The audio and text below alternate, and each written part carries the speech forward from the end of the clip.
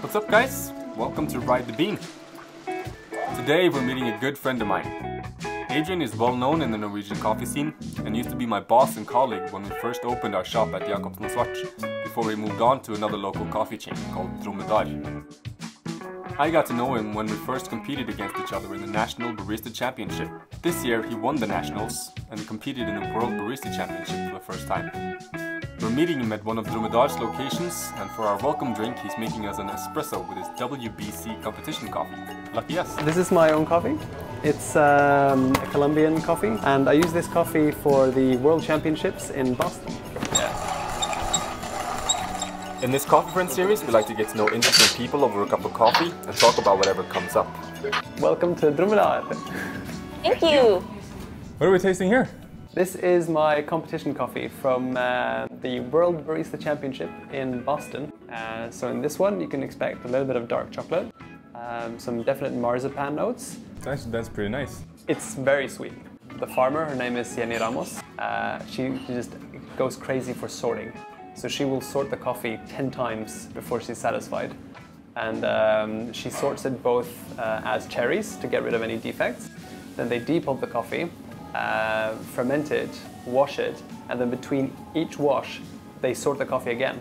And it takes an incredibly long time to do this. So the production yield isn't very high, but the quality is quite good. It's actually pretty balanced, I would say. Yeah, I mean the reason why the espresso course was so dark is because I was trying to cater to a more international audience. So I know that what we're doing in Norway isn't normal in Japan or Mexico or America. This was your first time competing in the WBC? Yeah. Previously, the highest I've ever gotten in a coffee competition is 3rd place. So going from 3rd place to 1st place and then straight to the World Championship was a bit of an eye-opener. What constitutes a good espresso to you? To me, a good espresso is all about the balance. Not in the flavor, but in the mouthfeel and the tactile experience. When you get that kind of coating mouthfeel where it kind of covers the entire tongue at once and the flavor isn't activating parts of the tongue more than others, that's when you have a balanced espresso. You're roasting on your own home roaster, right? Yeah. I decided last year that I couldn't rely on big roasteries to roast my coffee for me because most of the time there's a logistical difficulty.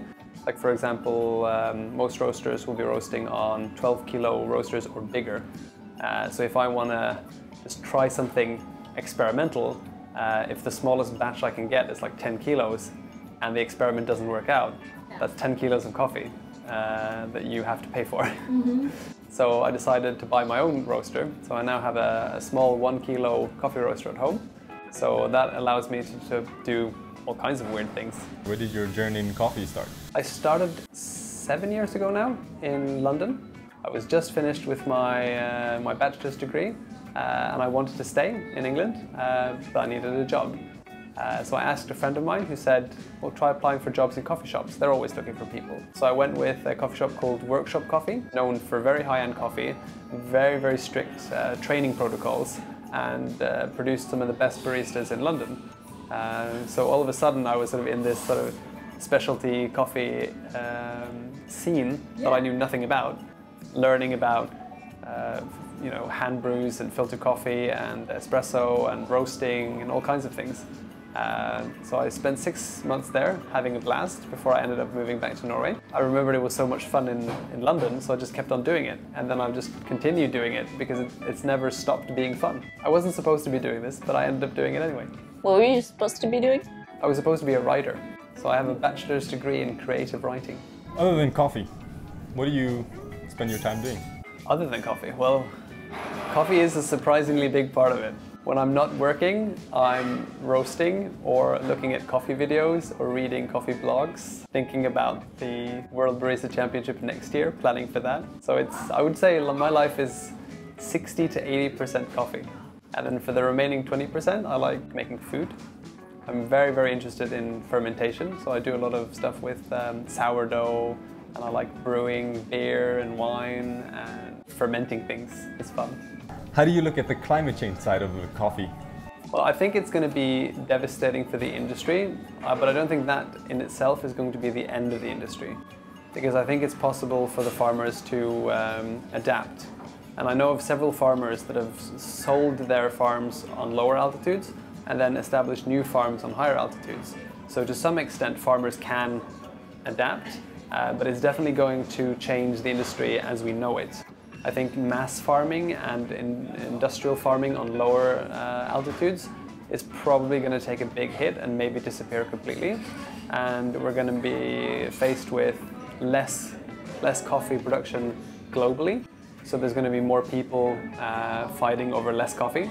And I think coffee might end up becoming one of those really, really specialty niche things where you have to pay stupid amounts just for a single cup of coffee. And it might not be the kind of everyday beverage that we know and love today. What time frame do you see this happening in? Within the next 50 to 80 years, coffee production as we know it might change completely. Well, how would you describe the coffee scene in Trondheim? I would describe it as very vibrant. Whenever I go to other places like Oslo or even London, I find that the coffee scene there is very homogeneous. Everything is sort of an aspect of the same sort of thing. Like nobody's doing something completely crazy. Everyone's doing a variation of the same theme. Whereas in Trondheim, it's very vibrant. Almost no two places are the same. Obviously, Dromedar is a chain, so we're doing something that's a little bit more accessible and commercial. The smaller places, the independent places like Jacobsen and Svart, focusing heavily on smaller lots, hand-brewed coffee, taste experience, so like a coffee laboratory. And then you have places like Salandro, which are more the food experience of coffee, like how does coffee pair with different meals and that sort of thing. And then you have places like Svart, which is more of a hangout. So it's not a pure coffee shop. It's more like a coffee shop that's also sort of a pub in a weird kind of way. So in Trondheim, there's something for everyone. Can you remember a point or a thing that you did in your life that really changed the course of your whole life? Well, definitely getting that first job in coffee sort of put me on a path that I'm still on. And I think if I'm going to go very, very personal, I think the sort of most defining moment in my life was when I was 16 and my dad died from brain cancer because it happened over a 3-year period. So he was diagnosed with terminal brain cancer, and they said that this was when I was 13, and they said you have 1 year left to live. And he said, okay, we'll see about that. And he managed to hold on for 3 years before he died. So that taught me quite a lot about, perseverance and just if you set a goal, just go for it. And he also taught me that, it's important to enjoy life because you never know how long it's going to last.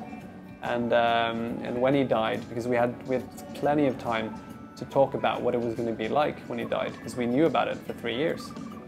So that was sort of a daily topic almost, like what's it going to be like afterwards? How's that going to affect us? How was he involved in those conversations? Well, he was very interested in talking about it. He loved these sort of existential conversations about life and death because for him it was a very real thing. Like he had a timer. He knew that he was going to die. He didn't know exactly when, but the doctors were kind of giving him a pretty good indication of the cancer is going back a little bit now, but at most that's bought you another year. Because they were pretty honest with him from the day one. Like the type of cancer that you have is going to kill you, and it's not going to take a very long time because it's very aggressive. So we talked about it quite often, and I think it made me grow up very quickly. So it kind of sort of changed my approach to most things.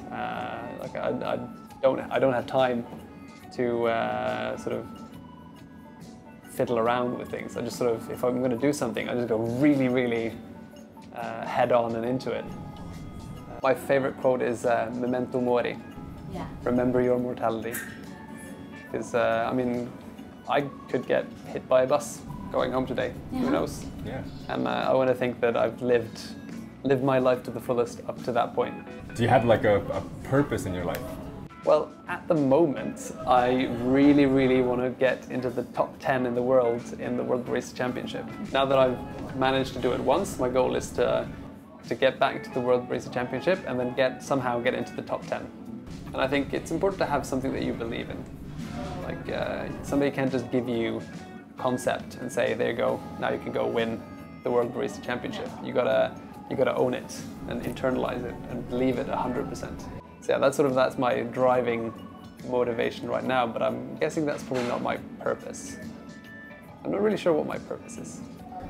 I've been contemplating that question quite a lot lately. I found that the objective truth is that nothing matters. Of course. Yeah. I find that very reassuring. Yeah, me too. It's like my wife finds that she gets like this existential dread thinking about how that nothing that we ever do matters. But to me, that's a huge comfort, because if I was important, if what I did mattered, then spending my life coffee would be a bit of a waste.